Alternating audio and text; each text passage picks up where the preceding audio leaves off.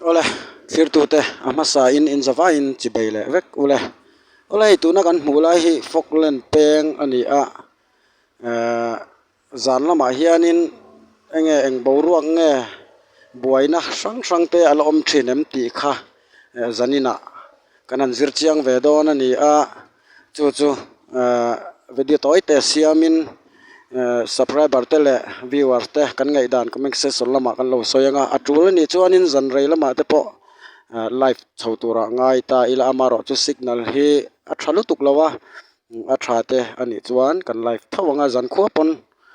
kha kha chu atul dana zirin kan ti chhozel tura ngai ta ila a tha om e ole thir tu te ta na hriat tur poimo deuh chu hei Falkland peng hi soi hi a hlo thin khop maya hei hi hruai tu te po an ha viawa zan khotai rek rek a duty chang an nei a amaro chu duty reng thei lo thina wa hianin clear tu te le ka subscriber te kan tang rual ve thei ani kan hnot he buai na hi kan hnot kia kan hnot kiang ve thei ni ti kha kan hriat kha tula kha tran rual poimo comment section na lama te khanin ron soi chhozel ila kan ngai dan te chu tun lai hian buai na hi om chhozel em ti kha kan en chhozel tura nga yang o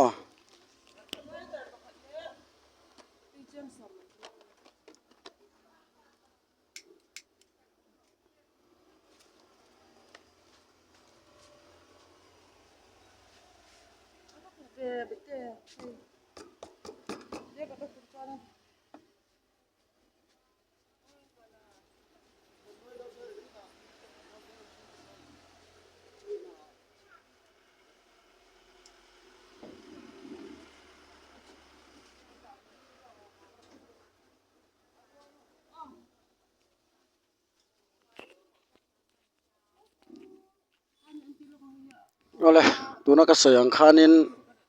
hei zan lama hianin engemaw thawm man rep beng cheng le noi noi chu a om ve deuh rang thina han buai neu neu a om lo tila kan soi sual om lowe amaro chu zan rei dar som pakhat atrang hin itlang puya chu wangin ka soi tawng khanin zan tir teng kanan ti chin thotanga chumi boruak dana zirin zan rai lama live dan te kan ngai tuanga comment section lama te kan ngai dan te kan soi tura ngai ta ila soi le soi nu ami pui ho po kan tang rual thei ni he buai na hi kan hnot kiau thei ani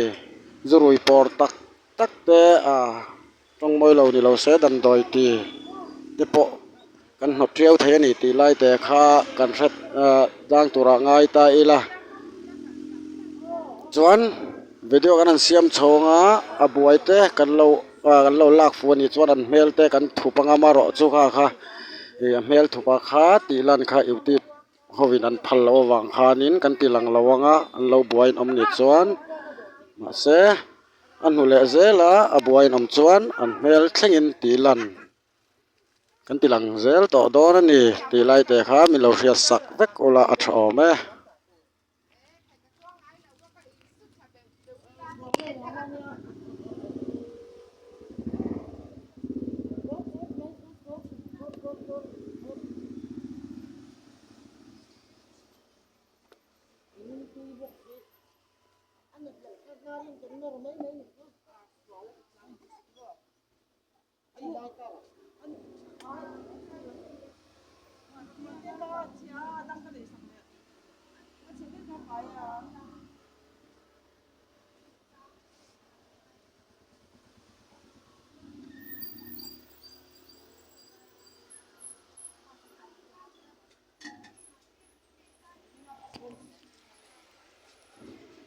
ei tura kan hmu ang hianin chhun lama chuanin a re viau mai amaro chu thim bor chaw hun lai vela hianin enge a boruak hi an chia don ti ha kan threlom kanon video te karon da chhawanga tu ta tang chuanin ka viewers te le subscriber te in ngai dan comment section lama hani ron soyanga tlei waranga ile kan tlei waranga soi ka soi tawng khan signal te a thata net te that chuan live te pon pek chua kan tu mang amaro chu signal a that ngang lo chuanin kan cover thawanga karon ti chuak zelang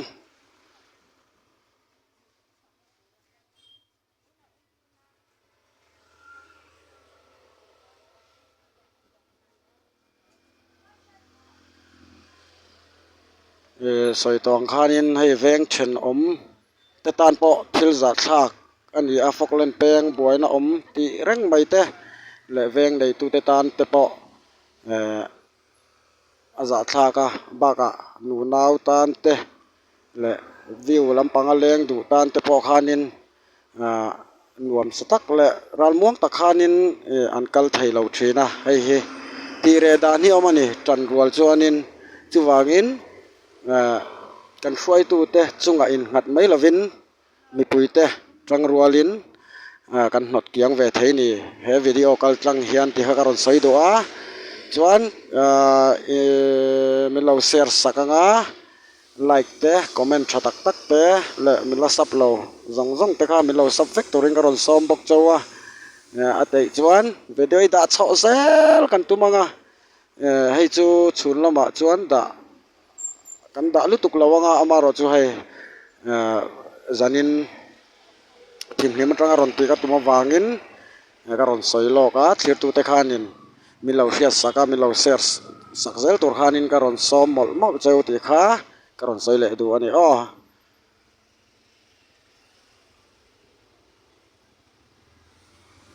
ba ka hei mi tamlai hian chuanin video an lau vak poi then khatin lan hi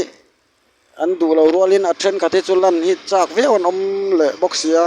khami ni vain a re lai deu hi kan dap kwal ve deu boka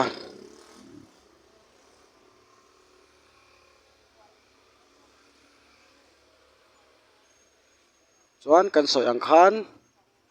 zanin tlai thim hlimdar nga bor chhovel da ruk bor chhovel rangin signal that da na ziring kan live anga a that lo chuan video kan siam kan da thawanga a tul ani chuan zan rei tleiwar te pokan tleiwar chho tura ngai ta ila a boruak da na zirin chuan ka soyang khanin ka video te enfu in lo omani chuan he foklen penga buaina siam thin te atan tira chuan an mel kan thup sak anga amaro chu atilui te kan thu soi te zom lo ngai poimo lo an omani chuan an mel nen kan ron tilang zel to dor ani ti lai te kha karon soile du poka chuwangin clear tu te khanin an ngai dan te comment section lama khan kan soinga kan ti chho zel do nem kan ti tul kher lo ve ti te po in lo omani chuanin ka kha ngai dan te kan siamanga ti chhoro a thalom he tiang boina hi a thing tol tuk tu nang la ya ti te in omani chuang kan ti chho zelang ka soi du chu ni zana pokan kha mi pakhatin vai pathum kha aron ti buai ringot maya ka en renga amaro chu bus driver khanin aron danglam hlo maya athak maya chu nizan khanin video kala don mani kate amaro chu khate ema hanti kha chu moi lo ve kate amaro chu zanina trangin atu po ni sengin abuai le kate anga por tak takaron khosa ho thin kha chu zantirna ma chuan kan ti tira chuan mel kan thup sakanga amaro chu khate anga lula la oi lawan om chuan an mel nen kan pholang mak to don ni ti kha thir tu khan mi lo khia sak ram don nia ole khati chin khan ni phot sengin chuan ka soi tong khan zana zantir lama video kan siam chho tura ngai ta ila chuan share te like te comment thatak tak te kha khongai takin min lo hut chia sak zel don nia ti kha karon soile do ni ole sir tu te in zafain voin ni man nuam vek ko